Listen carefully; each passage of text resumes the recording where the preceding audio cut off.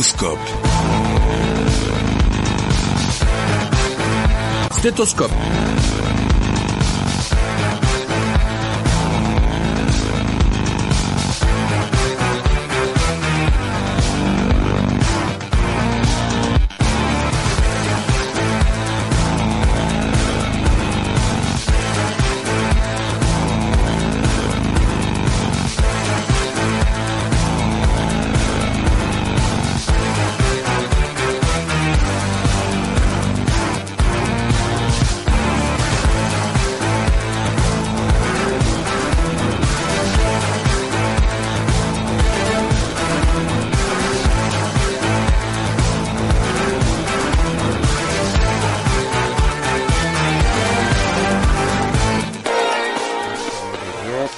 Mesdames, Mesdemoiselles, Messieurs, bonjour. C'est votre rendez-vous hebdomadaire santé Stéthoscope. Ce numéro est consacré aujourd'hui à l'actualité sanitaire brûlante, celle de la fabrication du vaccin anti-Covid-19 par le groupe Saïdal. La première dose de la firme chinoise sous le nom commercial CoronaVac Made in Algeria est sortie de l'usine de Constantine. Il y a quelques jours, le projet de la fabrication de ce vaccin remonte à décembre 2020. C'est le président de la République, Abdelmadjid Tebboune, qui en a fait l'annonce. Le partenariat chinois, finalement, c'est celui qui a été retenu justement pour ce partenariat. 8 millions de doses par mois, 96 millions de doses par an seront produites en Algérie. Il s'agit là d'un événement historique de premier rang et du début d'un important processus industriel de production de vaccins.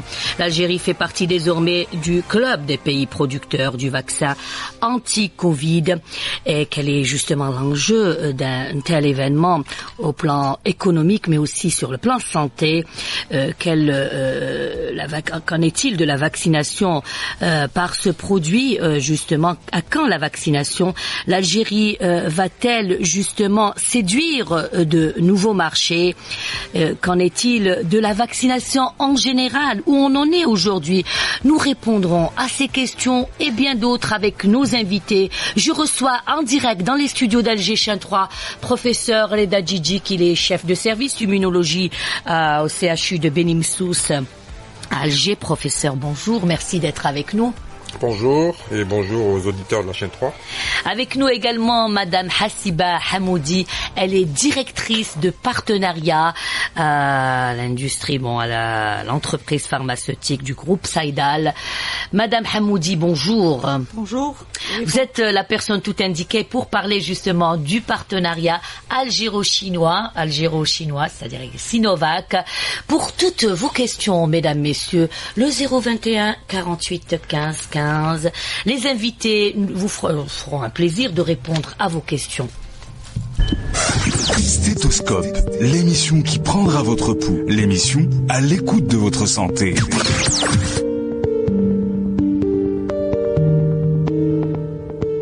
Médecins, spécialistes répondront en direct à vos questions. Stéthoscope, tous les samedis de 10h à 11h avec Célia Labou. 10h06 sur Alger Chin 3. Et oui, c'est l'émission Stéthoscope, votre rendez-vous hebdomadaire santé.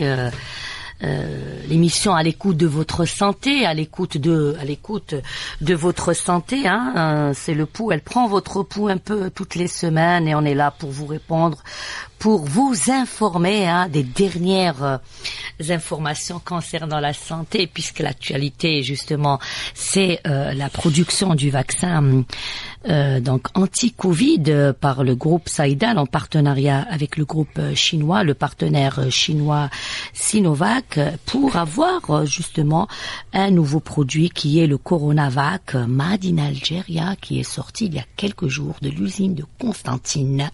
Hassiba Hamoudi, vous êtes directrice de partenariat. Qu'en est-il justement de cette grande opération? Quoi consiste cette première étape, j'allais dire, de production? En fait, merci de nous avoir accueillis sur votre chaîne et bonjour à tous les auditeurs. Donc, si vous nous donnez l'occasion aujourd'hui de reprendre un peu l'historique du projet. Donc nous avons commencé nos discussions avec les Chinois au mois de juin. Là, on a signé un contrat de confidentialité qui a permis de faire quelques échanges techniques pour voir si nous avons les prédispositions pour fabriquer le vaccin Covid-19 Coronavac. Suite à cela, il s'en est suivi des séries de réunions de négociations qui ont abouti à la signature d'un contrat commercial le 25 juillet 2021. Par la suite, nous avons reçu une délégation chinoise d'experts chinois qui ont été accueillis pendant environ une semaine au niveau de l'usine de Constantine 1 pour voir les différents équipements et le personnel et le système qui est installé au niveau de l'unité de Constantine, ce qui a été positif. Suite à cela, c'est vrai que Saïdal n'a jamais fabriqué de vaccin. C'est la première fois qu'elle fabrique le vaccin, donc nous avons eu à faire quelques aménagements, quelques changements au niveau de l'usine. C'est un plan d'action qui a été fait par l'équipe de Constantine. Et l'aboutissement aujourd'hui, c'est que nous avons reçu un premier lot de matières premières de 1000 litres le 27 août 2021 et nous avons été au rendez-vous pour lancer la production le 29 septembre 2021. Donc la première dose est sortie le 29 septembre. Le 29 septembre, nous avons lancé la production du vaccin chinois. Coronavac. Oui, au début, il était question de signer un partenariat avec les Russes pour le Sputnik. Mais est-ce que vous prévoyez justement dans les mois à venir, peut-être, pourquoi avons-nous changé justement? Est-ce que c'est le Sputnik qui a prouvé plus d'efficacité ou c'est en matière de coût? C'est pas une question d'efficacité. C'est pas une question d'efficacité. Nous avions un deadline. Et par rapport à ça, nous avons des discussions avec les Russes et les Chinois. Et les Russes, nous sommes toujours en discussion avec eux. C'est pour le full process et on continuera à travailler avec eux. Mais les Chinois, nous avons eu des dispositions par rapport à beaucoup de choses. C'est-à-dire, nous avons bien avancé avec eux. Ils étaient prêts à nous fournir les matières. Nous avions les conditions nécessaires pour le faire. C'est-à-dire, en matière de conservation du vaccin, il se conserve entre 2 et 8 degrés. C'est un vaccin qui a été approuvé par l'OMS. C'est un procédé de fabrication habituel des vaccins que nous avons l'habitude d'acheter en Algérie. C'est tous ces phénomènes-là qui ont permis d'aller vers ce partenaire-là. Et justement, on a parlé de 8 millions de doses par mois. Pensez-vous que c'est faisable, justement, et 96 millions tous les ans? Voilà. Ça, c'est les capacités installées au niveau de l'unité de Constantine. Ça, c'est pour une seule équipe. C'est-à-dire, si on double les équipes, nous allons aller jusqu'à 200 millions de doses. Ça, avec les équipements que nous avons actuellement. 200 millions de doses. Et justement, par rapport à cette question, Madame Hamoudi, vous qui êtes directrice de partenariat, est-ce que vous pensez que nous avons justement, quel est le budget justement alloué à tout ça? Est-ce que vous pensez que on va pouvoir assurer? Nous avons le budget nécessaire par rapport à ça. Si nous sommes lancés dans cette production, c'est que nous avons mis les moyens qu'il faut. Donc, nous avons déjà fait des modifications et nous avons mis en place un budget pour cela. Très bien. Produire un vaccin, c'est une première en Algérie. Il y a une première l'Algérie est l'un des pays maghrébins qui produit aujourd'hui le vaccin. On est les seuls, je pense, non? Seuls à fabriquer le vaccin au niveau du Maghreb, je ne sais pas. Professeur Djidjik. Alors, vous parlez de la production du vaccin anti-Covid? Oui. Alors, d'après mes informations, mes lectures, l'Égypte a commencé à produire. Je parlais du Maghreb, oui. Je parlais au plan africain, oui. Africain, il y a l'Égypte qui a commencé aussi. Je ne sais pas à quelle étape ils en sont, mais je pense qu'ils sont aussi dans le processus de fabrication du vaccin Sinovac. Il y a le Maroc aussi qui a le Maroc, Sinopharm, c'est lancé. Et probablement l'Afrique du Sud. Si je peux rajouter, l'Égypte, c'est vrai qu'ils étaient les premiers et qu'ils ont fabriqué, il me semble, 1 million de doses en Égypte, mais pas sous le nom commercial de Sinovac.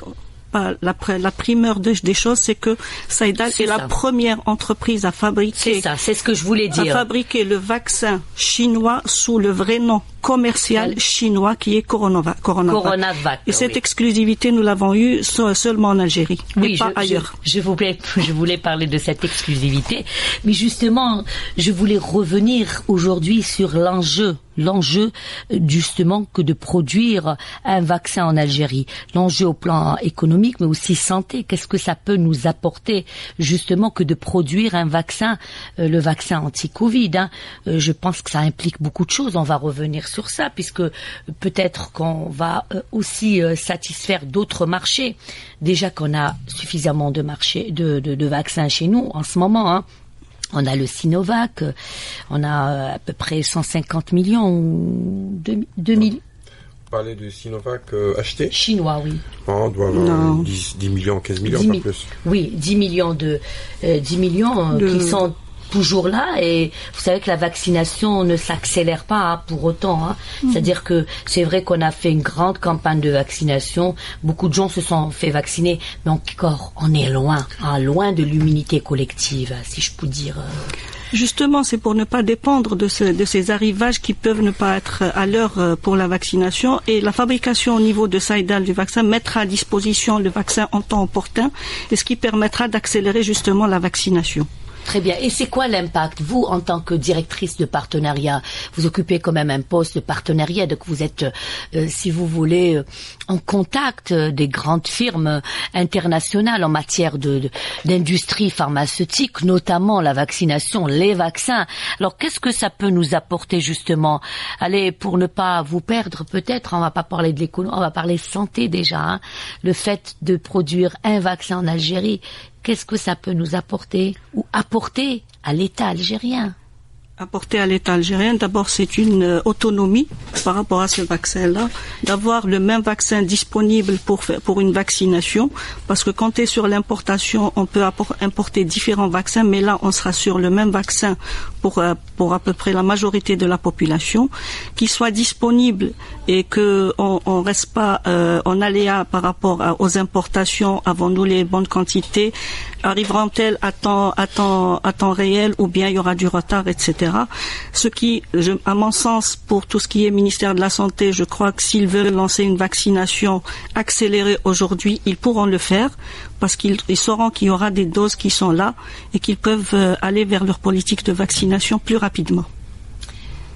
Professeur Djidjik, vous qui êtes immunologiste, vous êtes intervenu tout au long de la pandémie, depuis le début justement, vous avez suivi un petit peu ce qui s'est passé, et moi je pense que vous êtes la personne tout indiquée pour nous parler aujourd'hui de l'état de la vaccination anti-Covid en Algérie, depuis le début, son évolution. Qu'est-ce que vous en pensez? Si on devait faire le bilan aujourd'hui, qu'est-ce qu'on dirait avec l'arrivée justement aujourd'hui que l'Algérie produit son propre vaccin, enfin en partenariat, hein. Faut pas se leurrer non plus, hein. Il faut dire les choses telles qu'elles sont, hein. On est en partenariat avec les Chinois, Sinovac. On a justement l'appellation commerciale, une exclusivité pour l'Algérie. Le Coronavac, c'est désormais le vaccin qu'on appellera le vaccin qui sera produit par Saïdal en partenariat avec les Chinois. Professeur Djidjik. Merci beaucoup. Alors en fait, au début de cette production de vaccins à l'échelle mondiale, il y avait une très forte demande.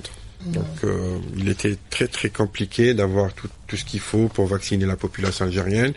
Vous vous rappelez, au début de la campagne de vaccination en Algérie au mois de janvier, nous avons eu que quelques milliers de doses, c'était juste pour démarrer. Mais je pense qu'actuellement, ce que je peux dire, le challenge, le défi de la disponibilité du vaccin, on y est. C'est-à-dire maintenant que le citoyen algérien sache que le vaccin anti-Covid-19 est disponible par deux moyens, soit la production qui vient de démarrer il y a quelques jours, soit par le biais des achats que le ministère de la Santé a effectués. Donc le challenge et le défi de la disponibilité actuellement est réglé. Nous avons suffisamment de vaccins actuellement pour vacciner la population cible algérienne Et je pense maintenant nous devons aller au deuxième défi, au deuxième challenge, c'est de faire vacciner. Donc le plus important, ce n'est pas d'avoir ce vaccin dans les armoires ou dans les frigos. Il faut les utiliser. Donc il faut aller maintenant.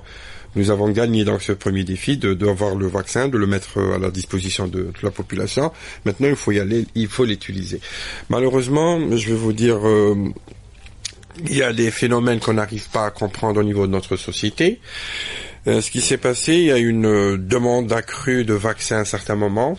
Tout le monde parlait soit sur les ondes des radios, soit au niveau des journaux. Je parle d'Algérie pourquoi le vaccin n'est pas disponible, pourquoi tout le monde, les collègues, les citoyens. Mais maintenant, une fois que le vaccin est disponible, on voit qu'il y a de moins en moins de personnes qui affluent au niveau des centres de vaccination. Ça, c'est un phénomène à étudier, peut-être par les sociologues, peut-être par les spécialistes, pour essayer un peu de rebooster cette vaccination, parce que ça reste, je le dis aujourd'hui, ça reste le seul moyen si on veut éviter une 4e vague pénible comme nous l'avons eu durant le mois de juillet. On est à peu près à 10 millions, professeur Djidjik. On est très loin du chiffre. Alors, je vous donne le chiffre qui a été donné par monsieur le ministre de la Santé il y a quelques jours. Nous avons atteint 50% de la population cible. Je m'explique. Alors, on parle d'une population cible actuellement. Pour nous, c'est les personnes qui ont dépassé l'âge de 18 ans. On a à peu près 20 millions de personnes qui sont dans cet intervalle. Et les données disent que nous avons vacciné à la première dose 10 millions d'individus. Nous sommes donc à 50% de la population cible. Je pense qu'il faut aller pousser encore plus, parce que... Il faut arriver à 70%, 80%. Si on veut avoir une couverture adéquate et, j'allais dire, idéale et efficace pour éviter ce que nous avons eu le mois de juillet, la 3e vague, avec toutes les conséquences que vous avez vues, que tout le monde connaît. Dramatique, dramatique sur le plan, j'allais dire, en prise en charge au niveau des hôpitaux. Il y a eu une saturation telle que les services étaient au complet. Il y avait un cauchemar que absolument. Nous voudrons donc pas si nous voulons éviter ce que nous avons vécu le mois de juillet, il faut se faire vacciner. Il faut se faire vacciner. Nous avons Mohamed au bout du fil. Mohamed, bonjour. Bonjour mesdames, messieurs. Ça va Mohamed, vous allez bien? Ça va, je vous remercie. Et vous-même? Vous êtes vacciné Mohamed? Oui madame. Vous avez quel âge? J'ai 45 ans. 45 ans. Oui, Mohamed, votre question, vous êtes en direct dans l'émission. Alors, ma question, j'ai un petit préambule avant la question, si vous le permettez. Je vais essayer d'aller un petit peu dans votre sens, parce qu'effectivement, c'est très bien de dire que nous sommes les premiers à avoir fait un vaccin. Mais avant que la rue, entre guillemets, ne reprenne un peu ces affirmations et les détruise quelque part, moi, j'aimerais vraiment bien savoir qu'est-ce qu'on entend par fabriquer ce vaccin. Est-ce que c'est comme pour les automobiles où on a fini par faire du montage? Est-ce que vraiment nous avons fabriqué ce vaccin? Ou du moins, quel est le taux d'intégration de ce processus de fabrication de vaccins? Ceci d'une part. Et d'autre part, vous avez tous bien remarqué, et le monsieur l'a bien remarqué, il y a une grande interrogation sur le comportement des citoyens et des gens en général concernant la vaccination. On a bien vu qu'il y a une grande défiance sur l'ensemble des vaccins, quelle que soit leur marque, et puis une défiance particulière par rapport aux vaccins qui soient chinois ou russes. Alors moi je me demande aujourd'hui, on peut facilement imaginer la défiance qui sera encore présente face à un vaccin qui sera produit en Afrique, que ce soit en Algérie ou ailleurs. Voici mes questions. Merci beaucoup Mohamed. Qu'est-ce que vous faites dans la vie Mohamed? Je suis consultant madame. Consultant quoi? En changement climatique. Ah, très bien. Vous nous intéressez, hein. Vous pouvez laisser vos coordonnées hors antenne, hein, si vous voulez, comme ça. Je les laisse souvent, je suis un habitué de la chaîne 3, donc normalement vous les avez. Oui. Très bien. Eh bien, vous n'êtes jamais venu dans mon émission et je me ferai un plaisir de vous recevoir. Très bien, voilà, je suis là aujourd'hui avec Très bien, laissez vos coordonnées hors antenne. Merci beaucoup, Mohamed. On prendra un autre appel de Amine. Amine nous appelle d'Alger. Amine, bonjour. Bonjour, madame Filia. Ça va, vous allez bien, Amine? Très bien, et vous? Vous êtes vacciné, c'est la question que je pose. Les deux doses. Très bien. Et on Sinovac en plus de ça. Oui, c'est pas la peine de préciser le vaccin, la nature de vaccin, ou le Sinovac, ou AstraZeneca, ou Sputnik. Non, ils sont tous bons, hein. Ils sont tous homologués et validés par l'OMS, Organisation mondiale de la santé. D'ailleurs, c'est le but de mon appel, madame, parce que j'ai deux questions à poser. La première question, elle est un petit peu économique. Bon, je sais que la fabrication du vaccin va revenir moins cher en devise par rapport à l'acheter à l'état fini. Mais est-ce que le contrat prévoit la revente parce que 8 millions de doses, ça veut dire que le marché sera saturé d'ici 2 mois, tout le monde aura sa dose, on arrivera à 70, 75, voire 80%. Mais est-ce qu'on peut revendre le surplus qu'on a? Est-ce qu'on a le droit d'exporter le vaccin et ce qui va faire une rentrée d'argent importante? Excellente question. Excellente question, Amine. Et ma deuxième question, madame, s'il vous plaît, vu que je suis vacciné en chinois, je sais qu'il est homologué par l'OMS. Oui. Il est bien, pas d'effet secondaire, alhamdoulilah. Mais le problème, c'est qu'en Europe, il n'y a que 9 pays qui acceptent les personnes vaccinées. Je pense qu'on vient de le reconnaître en France. Hein. Entre autres, il y a que l'Espagne. Donc il y a que l'Espagne et il y a 8 pays du nord de l'Europe. On parle de la Suède, oui, mais ça va venir. Vous savez, hein, c'est des procédures. Moi, je pense que ça va venir pour tous les vaccins. Hein. Parce que ça va poser un grand problème aux Algériens pour se déplacer. Ça veut dire qu'on doit refaire un autre vaccin ou bien avoir un PCR avant de... C'est pas nous qui allons vous répondre à cette question. Merci, mais je pense que ça va se faire. Ne vous inquiétez pas. On peut pas laisser comme ça les gens. Très bien. On prendra un autre appel de Mohamed qui appelle de Annaba. Mohamed, bonjour. Bonjour. Vous allez bien? Ça va, Mohamed, et vous-même? Alhamdulillah. Tout va bien pour vous? Alhamdulillah. S'il vous plaît, c'est à propos de le Coronavac. Oui. Qui vient d'être lancé récemment à partir de Saïd Constantine. Oui, oui. C'est-à-dire que les gens s'inquiètent sur la fiabilité de ce vaccin. Sur la fiabilité de ce vaccin? Voilà, sa fiabilité, voilà. C'est-à-dire qu'ils s'inquiètent, ils disent peut-être bon, c'est-à-dire nous les Africains par complexe, on dit que lorsque c'est fabriqué chez nous, c'est pas aussi efficace que celui qui vient d'outre-mer. Il n'y a pas de souci, on vous répondra à cette question dans un petit moment. Juste le temps de prendre les appels. Nous allons prendre un autre appel. Merci beaucoup, Amine. Mohamed de Annaba. Nous allons prendre un autre appel. Très bien, on va à Tlemcen. Tlemcen Ahmed, bonjour. Bonjour, j'aimerais par la même occasion saluer tous les membres qui sont présents avec vous. Oui, professeur Djidji, chef de service immuno. Merci beaucoup. Et madame Hamoudi, oui, du groupe Saïdal. Oui, Ahmed, oui. Alors, pour moi, je pense qu'on ne devrait plus parler de la Covid-19 puisqu'il y a eu aussi la Covid-20 et la Covid-21. Et on sait pertinemment que le virus est en mutation. Ça, c'est de 1. Et je vous entends très mal. Vous disiez, Ahmed? Je disais que, normalement, on devrait parler de la Covid-20 et de la Covid-21. Parce qu'il y a eu des mutations, en quelque sorte. Mm-hmm. Ça, c'est de 1. Et puis, est-ce que le vaccin qui va être produit ici en Algérie prendrait en charge, justement, cette mutation qui est un peu flagrante, un peu partout dans le... Mm-hmm. Ça, c'est de 1.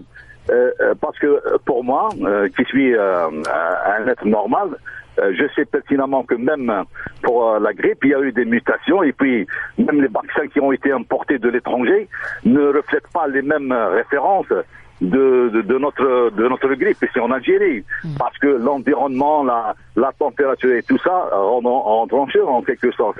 Et puis, c'est vrai que cette mutation-là présente réellement un problème. Alors, on se demande tout simplement, est-ce qu'il y a possibilité de pouvoir éradiquer c'est en parenthèse en quelque sorte, puisque le vaccin, il est là, certes, mais il y a aussi ce virus qui est en mutation.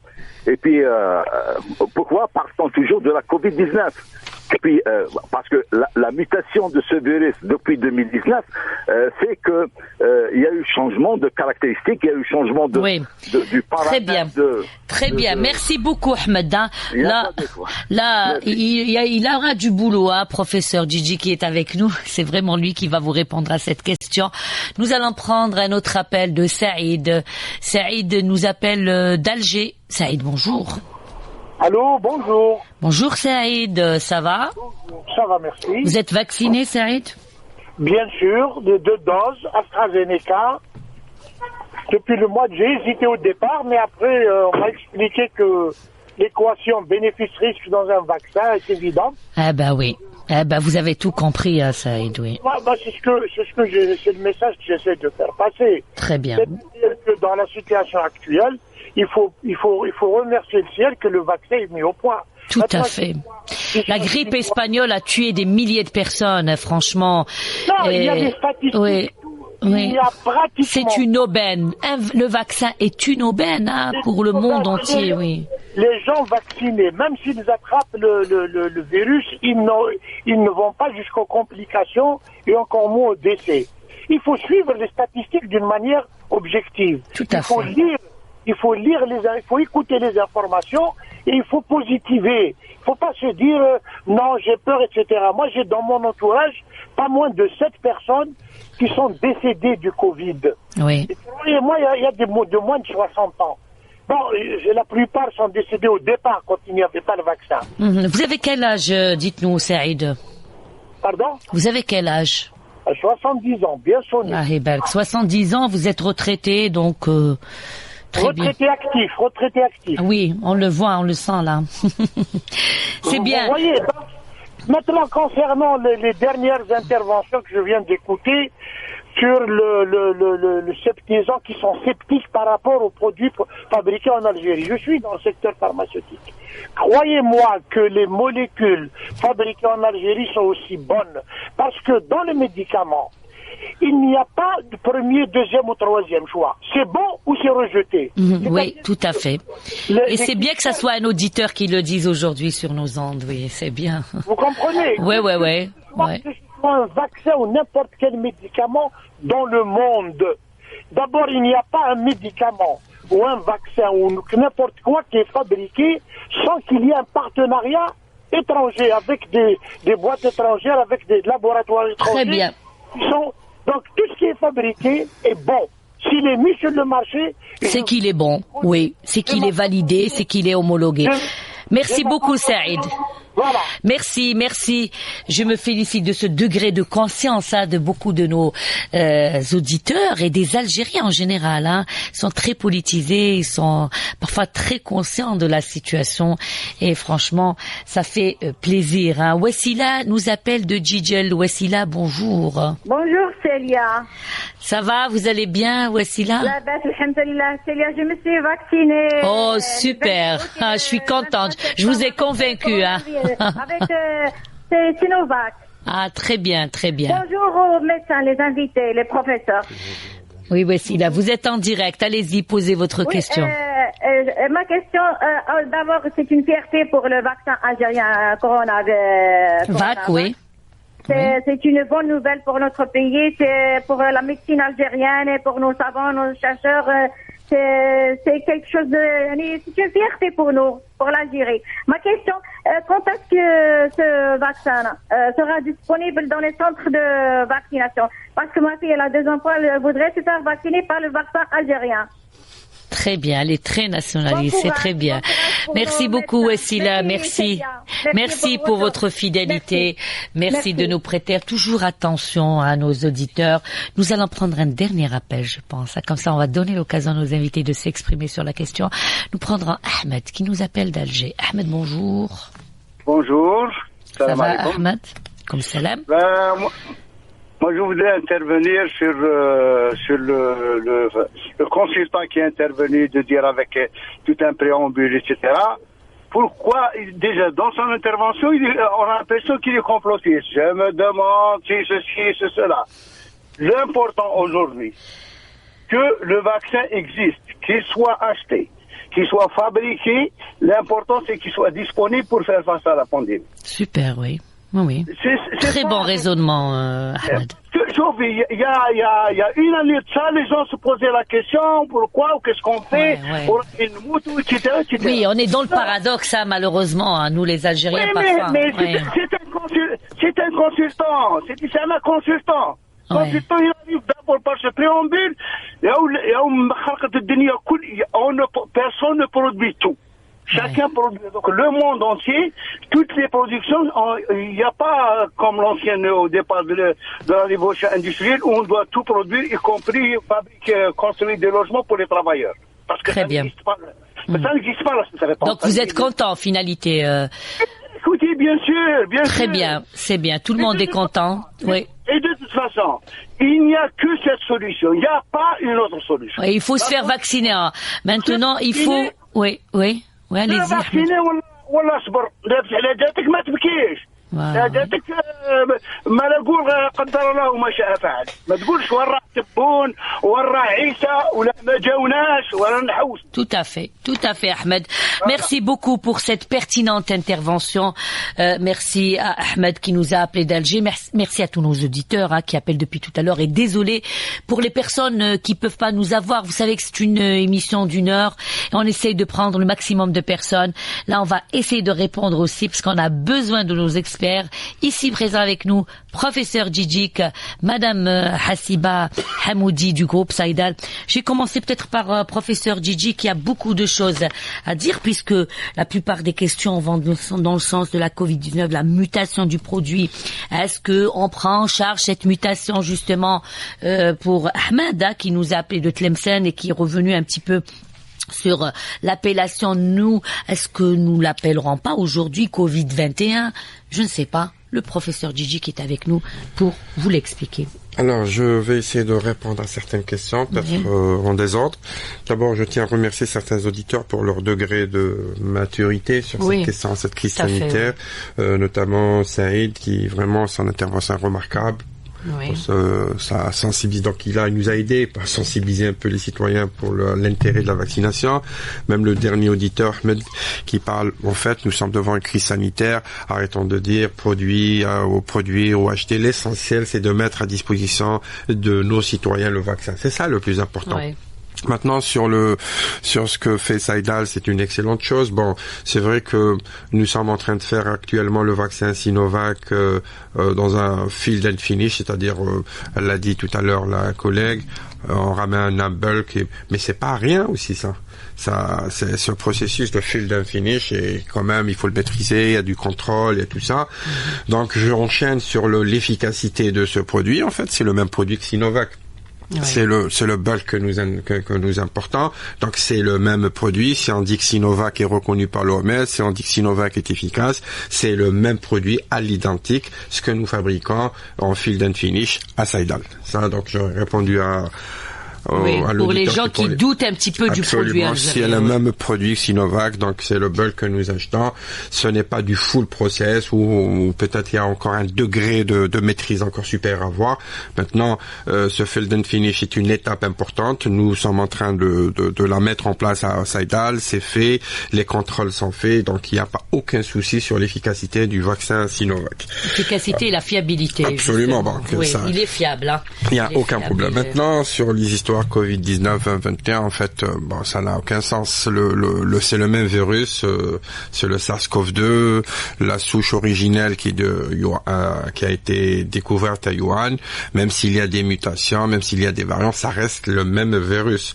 Donc, on va pas changer chaque année le Covid-20, 21. Donc, ça a été découvert en 2019. Ça, l'OMS a décidé que ça soit Covid-19, ça restera comme ça. Maintenant, il a posé la question sur l'efficacité des vaccins ou Sinovac c'est-à-dire importés ou algériens. C'est le même, ça j'ai dit, sur les variants qui existent actuellement. Le variant en circulation actuellement en Algérie, ça a été démontré en juillet, à majorité, 99%, c'est le variant Delta. Ça a été vérifié, tout ça. Le plus redoutable, quoi. Redoutable, non, il a une transmissibilité un peu plus importante, très rapide, avec un temps d'incubation un peu plus diminué. En fait, le vaccin Sinovac, je le dis, il est efficace, qu'il soit importé ou fabriqué à Saïdal, il est efficace contre ce variant Delta. Il n'y a aucun problème, certaines études l'ont démontré. L'efficacité des vaccins actuellement, d'une manière générale, qui sont fabriqués dans le monde, sont efficaces contre les variants qui existent et qui circulent actuellement. Maintenant, ceci n'empêche pas dans le futur qu'il y ait un échappement immunitaire. S'il y a d'autres variants qui arrivent, où il y a un échappement important, c'est-à-dire une configuration de la surface du virus ou de la protéine spécule ou spike qui change carrément, ça, on pourrait imaginer un scénario catastrophe où les vaccins actuellement sont plus efficaces, qu'il faudrait refaire les vaccins et tout ça. Mais ça, on en est loin, je rassure un peu les auditeurs. Pour le moment, il faut se faire vacciner pour arrêter la circulation du variant Delta. Et ça, c'est le challenge et le défi, pas de l'Algérie, mais de toute la planète. Je pense que j'ai répondu. Je ne sais pas si ma collègue voudrait. Oui, Madame Hamoudi. Oui, allez-y. C'est juste, il a quand même résumé un peu tout, le professeur Djidik. Il est connu pour ça, professeur Djidik. Pour ajouter le fill and finish, comme il a dit, c'est pas quelque chose d'aisé. Il était question pour l'Algérie de choisir ou d'être un maillon dans la chaîne de production ou d'attendre des importations de produits. Donc, nous avons choisi d'être un maillon. Nous commençons par un fill and finish. Rien n'empêche que nous sommes toujours en discussion avec la partie chinoise de passer au full process. C'est une étape qui prend beaucoup plus de temps et qui nécessite une certaine technicité. Vu la pandémie actuelle, vu le fait que le vaccin devrait être disponible sur le marché algérien le plus tôt possible pour éviter une éventuelle 4e vague, etc. Donc, il était question d'avoir le vaccin ici disponible. Et nous avons choisi, et il faut être sûr que, comme l'a dit mon professeur Djidik, c'est que c'est le même vaccin, juste qu'il est fabriqué en Algérie. C'est le Coronavac qui a été homologué par l'OMS et c'est le même nom commercial qui a été utilisé en Algérie. Très bien. Il n'y a rien de différent. Maintenant, je reviens sur l'histoire de l'exportation. Voilà, effectivement, vous poser la question. Effectivement, nous avons des quantités suffisantes pour le marché algérien et nous avons des capacités pour exporter. Aujourd'hui, selon les données que nous avons eues par rapport aux besoins africains en vaccins, qui est de l'ordre de plus de 100 millions de doses par mois, je pense que les quantités qui vont être fabriquées en Algérie, surtout que nous avons des capacités jusqu'à 200 millions de doses, c'est-à-dire si on considère 2 doses, ça veut dire 100 millions de personnes qui doivent être vaccinées par rapport à ce vaccin-là. Donc il y a largement pour la population algérienne et il y aura un excédent pour l'exportation. Et nous avons l'autorisation, comme il l'a demandé, si nous avons l'autorisation d'exporter, effectivement, nous avons l'autorisation d'exporter par le partenaire chinois. Très bien. Professeur Djidik, oui. Je voulais juste, je viens de me rappeler une question de l'un des auditeurs, parlant de la reconnaissance de ce vaccin Alors en fait, ce que je veux dire aux citoyens, le plus important, quand on va se faire vacciner, d'abord c'est pour se protéger. Soi-même, protéger sa famille, ses voisins, c'est ça le plus important. On est devant une crise sanitaire. D'abord, réglons le problème de la crise sanitaire pour éviter que nos voisins, nos amis, nous-mêmes tombons malades et que nous ayons des graves soucis, de complications suite à la Covid-19. Ça, c'est le premier point. Maintenant, pour les histoires de voyage et tout ça, c'est vrai que ça nous dépasse un peu, c'est très compliqué. Je suis ravi de voir que le Sinovac, dans certains pays européens, commence à être accepté. Ça permettra ou facilitera un peu pour nos citoyens de faire leur déplacement. Circulation. Maintenant, le Sinovac, je ne sais pas si vous avez vu récemment en France, les personnes qui ont une vaccination complète au Sinovac, ils n'auront qu'à faire une seule dose du vaccin reconnu en France. Je pense que ça, c'est une première étape et probablement ça va changer. Je pense que tout ce que vous voyez maintenant changera avec le temps. Donc toutes ces recommandations, tous ces passes sanitaires, il est possible que le pass sanitaire sera complètement dépassé ou abandonné dans quelques semaines. Donc les choses vont évoluer, ne restons pas figés. Là, actuellement, le plus important, c'est d'éviter la 4e vague, d'éviter les morts, d'éviter les hospitalisations et il faut se faire vacciner. C'est ça, il faut focaliser sur ça parce que les histoires de voyage, je vous assure que tout changera dans quelques semaines. Oui, les histoires de voyage, on l'a dit, ça, je pense que ça va rentrer dans l'ordre et c'est parce que c'est des vaccins qui sont homologués, qui sont validés par l'OMS, l'Organisation mondiale de la santé. Il n'y a pas de raison pour qu'on ne les accepterait pas. Et puis, peut-être qu'on va revenir sur la question de la 4e vague. On n'est pas loin, donc, justement, des prévisions. On en a parlé, justement. Alors, professeur Djidik, est-ce que c'est vrai qu'on est en décrue? C'est vrai que les chiffres sont en baisse, mais il y a toujours le virus, il est toujours là. Le virus, il est toujours là. Le coronavirus est toujours là. Il y a des personnes qui sont contaminées. La contamination existe toujours et les gens sont hospitalisés aussi en soins intensifs. Il faut pas se leurrer, il faut pas se dire que c'est bon. On voit de plus en plus de personnes qui sont sans masque. C'est malheureux, mais il faut dire que la transmission est toujours aussi rapide aussi rapide. Donc c'est pour ça qu'il faut faire très attention, parce que un est de trop, hein, un mort est de trop, un contaminé est de trop. Donc on peut éviter ça grâce justement aux gestes barrières. Alors qu'en est-il de la 4e dose, professeur Djidji? Est-ce que 4e vague ou dose? 4e. Je parle de dose depuis tout à l'heure, 4e vague justement, professeur Djidji. Très bien, merci beaucoup. Oui. Alors, oui, le SARS-CoV-2 est toujours en circulation. Soit chez nous, vous voyez qu'il y a toujours des cas, même si on est en décrue. Cela voudrait dire que le virus est toujours en circulation. Maintenant, si on voit ce qui se passe sur cette planète, c'est vrai qu'il y a une disparité d'un pays à un autre, d'un continent à un autre, mais quand on voit les chiffres, il y a toujours des vagues quelque part dans cette planète. Donc le virus est là, en circulation, on n'est pas à l'abri d'une 4e vague. Ça, je le dis, je le redis. Personne ne peut prédire avec précision l'arrivée d'une vague, la date et tout ça. Ça, c'est pas possible. Mais bon, si on a des indicateurs, je le redis, toutefois solides et vrais, on peut voir un peu le dédoublement de cas, l'augmentation exponentielle de cas, pour cerner un peu le démarrage, le début d'une éventuelle vague chez nous. Donc moins virulente peut-être. Alors non? j'y arrive. Nos espoirs, nos attentes, c'est que maintenant il y a un effort colossal de vaccination sur cette planète à travers tous les pays, peut-être occidentaux où ils ont vacciné le maximum. Maintenant les pays les moins riches sont en train de faire leur vaccin.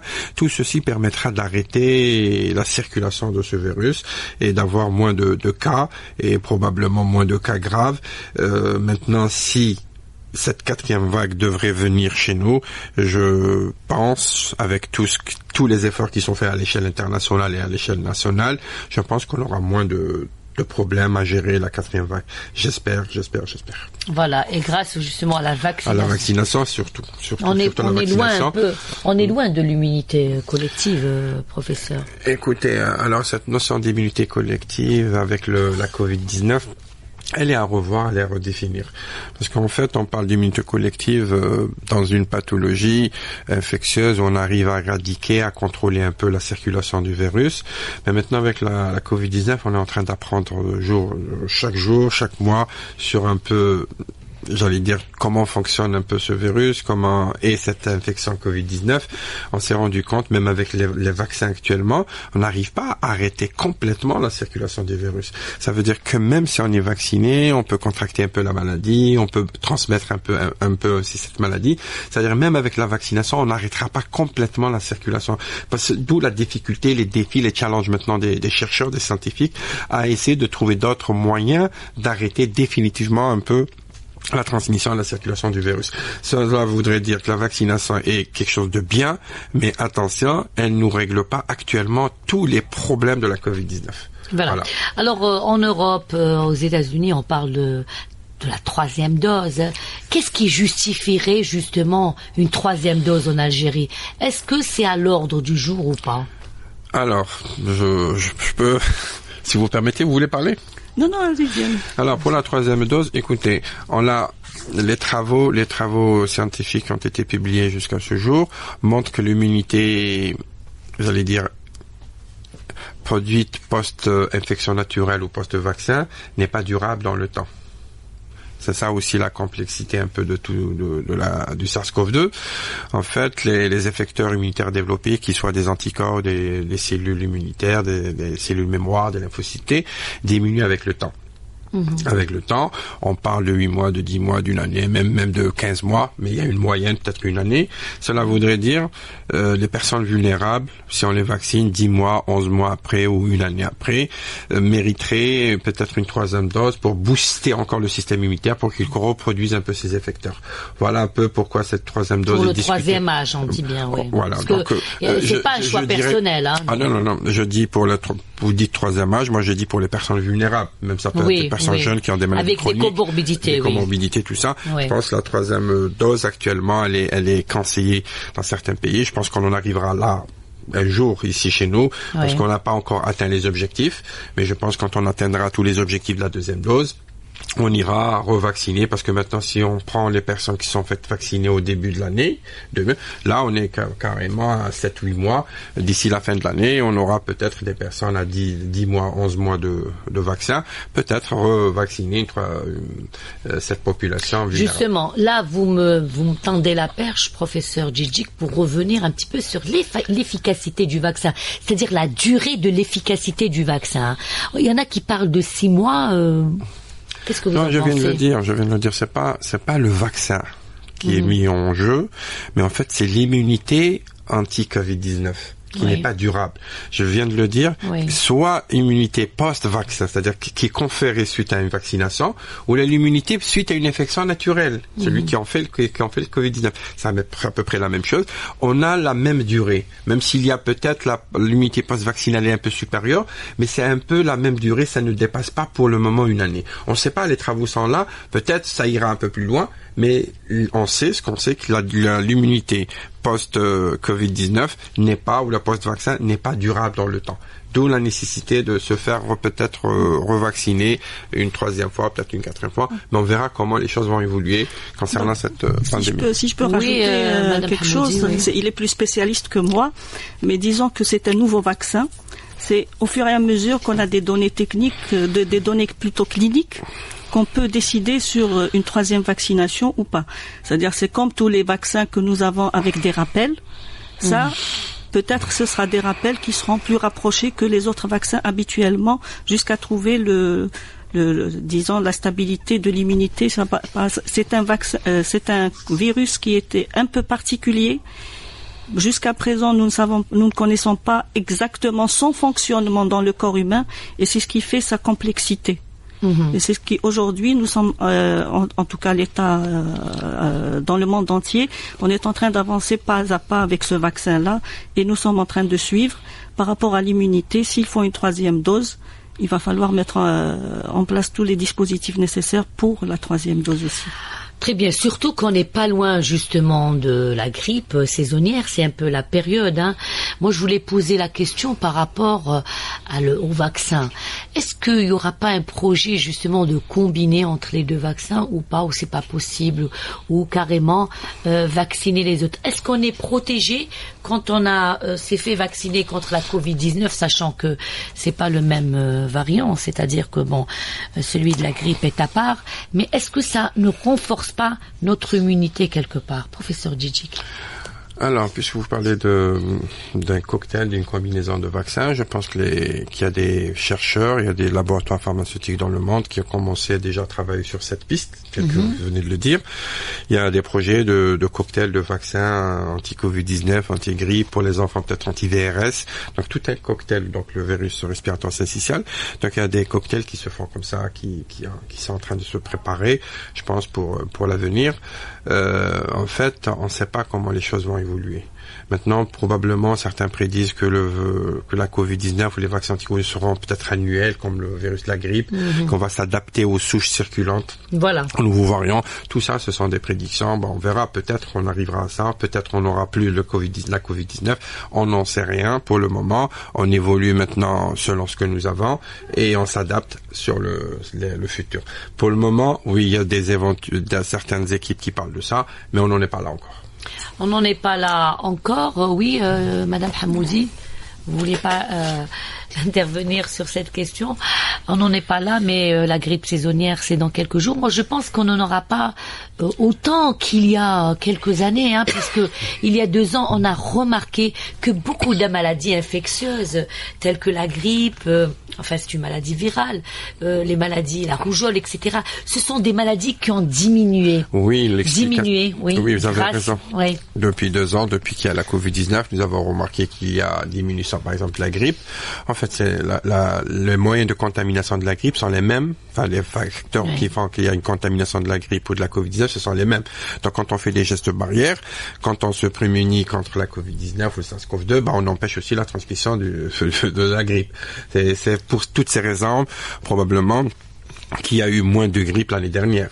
Oui, voilà. C'est ça, oui. Et il y a aussi un phénomène de compétition. Quand là, il y a une forte circulation d'un virus plus rapide que le virus de la grippe, c'est normal que que la Covid-19 prenne le dessus. Donc il y a le facteur compétition et aussi les gestes barrières qui ont empêché que la grippe circule de manière classique, habituelle. Oui, surtout chez les enfants. J'espère qu'on ne verra pas les bronchiolites, qui étaient vraiment un problème de santé publique. Nos amis pédiatres, justement, sont, j'espère, à l'écoute pour nous dire, franchement, que les enfants en pâtissent chaque année. Hein. Donc cette année, l'année dernière, l'année d'avant aussi, depuis qu'il y a la Covid-19, ces enfants ont été plus ou moins protégés grâce aux gestes barrières. On le répétera jamais assez.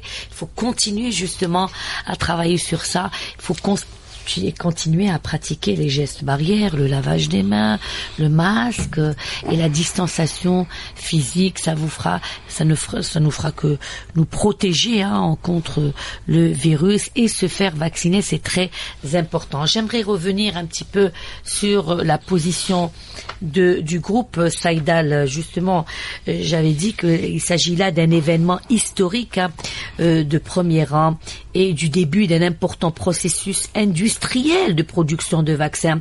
L'Algérie fait partie désormais des pays producteurs du vaccin anti-Covid en Algérie. Est-ce que cela, Madame Hassiba Hamoudi, n'est pas un moyen de relancer un petit peu la production chez Saïdal qui jadis était le fleuron de la production nationale, mais il y a eu un ralentissement, il faut dire, ces dernières années. Et est-ce que ça ne permettrait pas à Saïdal de redémarrer à nouveau? Effectivement, c'est vrai que Saïdal a connu un peu un ralentissement ces dernières années dû à son plan de développement, parce que nous avons mis en place plusieurs unités de production, de nouvelles unités de production, et nous avons mis à niveau spécialement l'unité de Constantine qui a été mise à niveau dans la production. C'est ce qui a permis aujourd'hui de rendre ce vaccin possible au niveau de Constantine. Mmh. Donc c'est une opération qui est d'envergure et qui va réellement booster un peu la production, et il y a des produits qui vont arriver par la suite. Ah, très bien.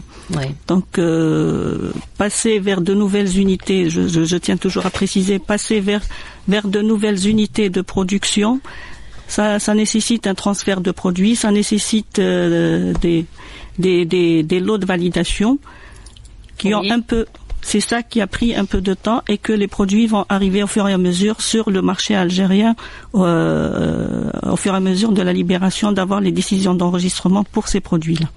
Très bien. Donc tout va bien chez Saïdal. Vous allez pouvoir vous repositionner par rapport aux autres firmes. On y travaille, bien sûr. Parce que la concurrence est rude en ce moment. Bien sûr. Et parce que cette concurrence est rude, que nous avons tenu à avoir des unités aux normes internationales avec des équipements de nouvelles technologies qui nous permettront justement d'affronter, de se repositionner, d'affronter ces concurrents et de se repositionner sur le marché algérien, et surtout penser à l'export. Parce que les unités que nous avions avant, elles étaient en normes, mais pas d'actualité par rapport à aujourd'hui. Aujourd'hui, nous avons tous les atouts pour aller plus loin. Et est-ce que Saïdal exporte au jour d'aujourd'hui? Nous avons exporté dans le passé, et nous exportons, mais malheureusement on exporte, disons, pas d'une manière assez, je dirais, occasionnelle par rapport à des avis d'appel d'offres qui sont lancés par les pays africains, et suite à l'appel d'offres, soit vous passez pas. Il y a les conditions qu'ils mettent en place. Mais nous sommes en train d'enregistrer nos dossiers pharmaceutiques au niveau de plusieurs pays de l'Afrique, et même des pays voisins, que ce soit la Libye, la Mauritanie ou la Tunisie. Donc on est en train d'enregistrer nos dossiers, et pour pouvoir justement lancer les opérations d'exportation. Lancer les opérations d'exportation grâce justement à une opération, j'allais dire, d'envergure, peut-être de séduction, que Saïdal s'attacherait ou devrait justement faire sur le terrain pour séduire beaucoup de marchés aujourd'hui, n'est-ce pas? Absolument. Ce vaccin-là nous aidera beaucoup Voilà. Justement, nous aidera c'est le vaccin. Voilà, nous aidera beaucoup, c'est-à-dire d'entrer sur le marché africain avec un produit aussi technique, aussi donnera aussi confiance de savoir. Vous avez ciblé quelques pays déjà pour ce qui est d'exporter le vaccin Coronavac. C'est en discussion. C'est en discussion. Voilà, vous ne voulez pas nous donner les noms des pays, notamment que vous aspirez justement conquérir ou séduire, j'allais dire. Eh ben, faites-le, ça nous fera que plaisir, Madame Hassiba. Voilà, Hassiba, Hamoudi, voilà. Merci beaucoup, professeur Gigi. Qu'on va terminer pour dire encore une fois la vaccination, c'est le seul et ultime moyen d'arriver à une immunité collective et d'arrêter cette chaîne de transmission justement qui peut nous nuire avec le temps, n'est-ce pas? Alors, le vaccin est là. Il est au niveau des centres de vaccination. Partez pour faire ce vaccin. Ça reste le seul moyen si on veut éviter des morts cet hiver-là. Très bien, vaccinez-vous, on le répétera jamais assez. Les gestes barrières, ne les oubliez pas. Distanciation physique, port de masque obligatoire, lavage des mains. Cette émission est à présent terminée. Merci de l'avoir suivie. Merci à nos invités d'avoir été avec nous.